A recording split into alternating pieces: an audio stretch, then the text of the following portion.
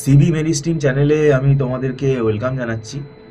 আহ, আমি আশা করব তোমরা যারা বিটেক পড়ছো, মানে বিটেক কম্পিউটার সায়েন্স বা ইনফরমেশন টেকনোলজি, তোমাদের থার্ড সেমেস্টারের পরীক্ষা যারা এবারে দিলে তাদের আমি আশা করব তোমরা ভালো দিয়েছো পরীক্ষাটা এবং তোমাদের রেজাল্ট যেন ভালো হয়।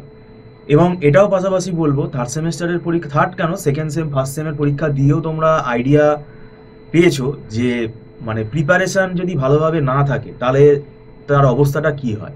কারণ অনেক স্টুডেন্টই আমাকে ফোন করে, বেশিরভাগ পড়ার জন্য ফোন করে পরীক্ষার 1 মাস আগে, 2 মাস আগে। হ্যাঁ, অনেকে ইনফরমেশান পায় না বলে সেটা লেট হয়। তো সেই কারণেই আমি বলছি, দেখো, আহ, আমাদের যে এখন কোয়েশ্চেন প্যাটার্ন হয়ে গেছে ম্যাকন ইউনিভার্সিটি, এটা কিন্তু খুব স্ট্রিক্ট হয়েছে বলাটা ভুল। কেননা কোয়েশ্চেনটা তুমি যখন অ্যান্সার লিখবে সেটা টু দ্য পয়েন্ট হতে হবে, এটাই কিন্তু দরকার। টু দ্য পয়েন্ট অ্যান্সার না হলে ইররিলেভেন্ট অ্যান্সার তুমি যদি লিখে আসো সেটা তো ফ্যাকাল্টি সেখানে নাম্বার দেবে না। আর একটা ব্যাপার হচ্ছে, যেটা আমার ব্যক্তিগতভাবে মনে হয়, সেটা আমার পড়ানোর অভিজ্ঞতা থেকে আমি দেখেছি যে বেশিরভাগটা কি হয়, সব স্টুডেন্টকে বলছি না, সেলফ স্টাডি করে অনেক স্টুডেন্টই ভালো রেজাল্ট করে। সেটা কিন্তু মানে এরকম একটা দুটো সাবজেক্ট আমিও এমসিএ পড়ার সময় একা পড়েছিলাম। কিন্তু ব্যাপারটা হচ্ছে এটা ম্যান টু ম্যান ভ্যারি করে। তো অনেকেই একা পড়ে ভালো মার্কস তুলছে, সেটা ভালো, সেটা খারাপ না। কিন্তু যদি মনে হয় যে একটা স্টুডেন্টের পক্ষে সব সাবজেক্ট বুঝতে পারা পেরে যাবে, এটা তো স্বাভাবিক, মানে অসম্ভব। যদি এরকম কোনো প্রবলেম হয় তাহলে আমি বলবো কোনো না কোনো গাইডের হেল্প নাও। এবং এটাও আমি বলি যে যদি কোনো গাইডের হেল্প নাও, ম্যাকআউট ইউনিভার্সিটির বিটেক পড়ানোর অভিজ্ঞতা যার রয়েছে তার কাছেই তোমরা নাও, কারণ তার কাছে রিসোর্সটা অ্যাভেলেবেল।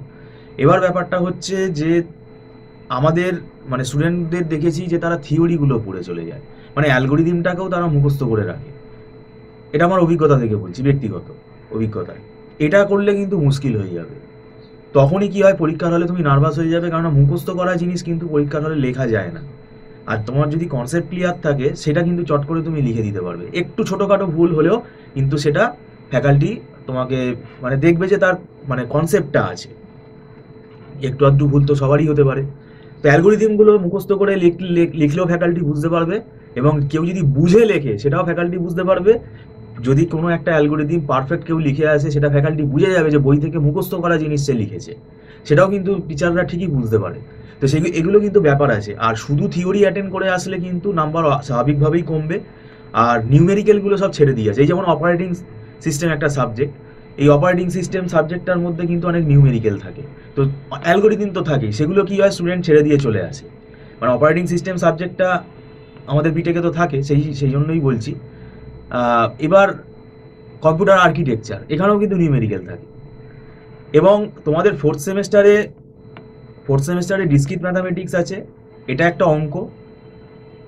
অটোমাটা থিওরি আছে, এটাও একটা অঙ্ক। আর design and analysis of algorithm, এটাও অঙ্ক, কারণ ডিজাইন অ্যান্ড অ্যানালিসিস অফ অ্যালগোরিদমের মধ্যেও কিন্তু ম্যাথামেটিক্স রয়েছে।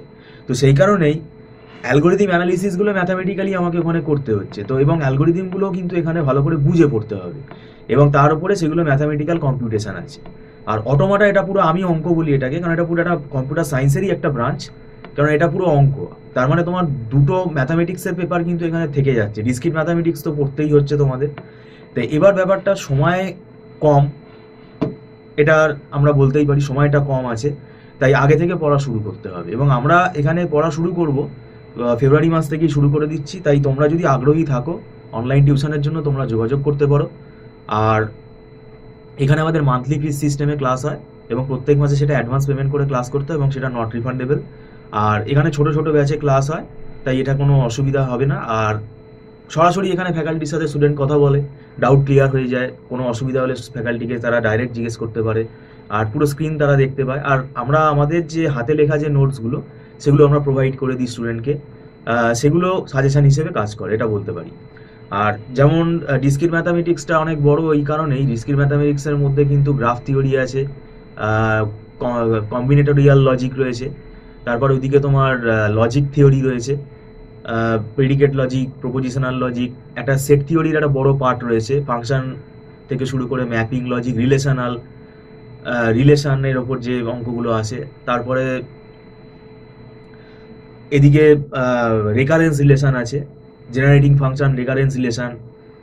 কম্বিনেটোরিয়াল লজিকের মধ্যে পারমুটেশন কম্বিনেশন তো আছেই। আর গ্রাফ থিওরি একটা বড় পার্ট রয়েছে। তো এগুলো কিন্তু মানে তাড়াহুড়ো করে করা যাবে না।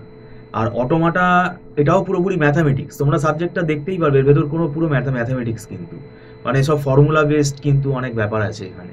তো সেই জন্যই বলছি এটা তাড়াতাড়ি আমরা ফেব্রুয়ারি মাস থেকেই পড়া শুরু করে দিচ্ছি। এবং আমি বলবো যদি তোমরা সিলেবাসটা এখন থেকে দেখো, দেখবে সিলেবাসটার মধ্যেও তোমরা একটা আইডিয়াটা পাবে, সিলেবাসটা দেখলেও একটা আইডিয়া হয়। এবার তোমরা ব্যক্তিগতভাবে সিদ্ধান্ত নেবে যে যদি তোমাদের মনে হয় যে কোনো গাইডের দরকার আছে, তাহলে সেটা তোমরা নিতেই পারো অবশ্য। আর যদি মনে হয় আমাদের সাথে যোগাযোগ করতে চাও তোমরা, তাহলে তোমরা স্ক্রলে ফোন নম্বরে যোগাযোগ করতে পারো।